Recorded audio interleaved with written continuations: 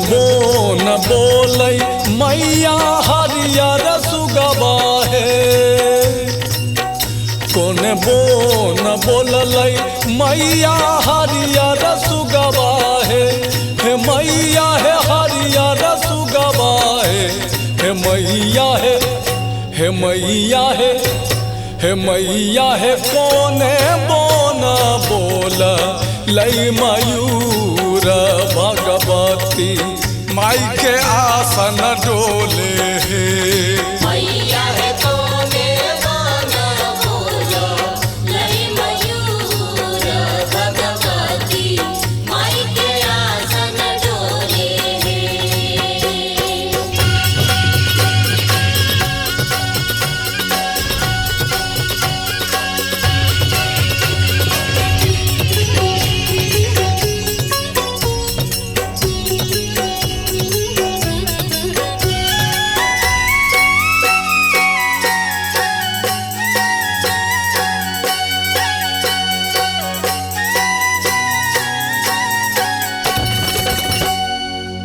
सिकिया के डलिया है मैया लच लच लच के है।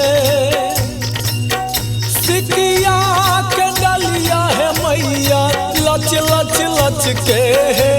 हे मैया है लच लच लच के है। हे मैया है, हे मैया है, हे मैया है आबी गेला बाती सो कहार भगवती माई के आसन डोले हे।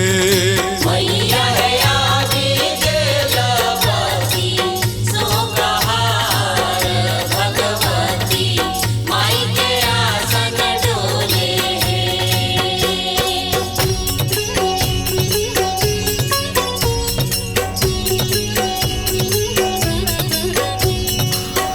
बाबा बोन बोले मैया हरियर सुगबा है।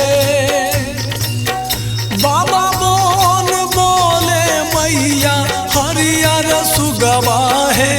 हे मैया है हरियर सुगबा है। हे मैया है, हे मैया है, हे मैया है भैया बोन बोले ला मयूर जगदम्बा माई के आसन डोले हे। मैया है आदि जलवती सोकहार भगवती माई के आसन डोले हे। कौन बोन बोलै मैया हरियर सुगबा हे।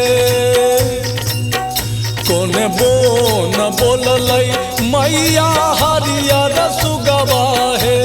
हे मैया हे हरियर सुगबा हे।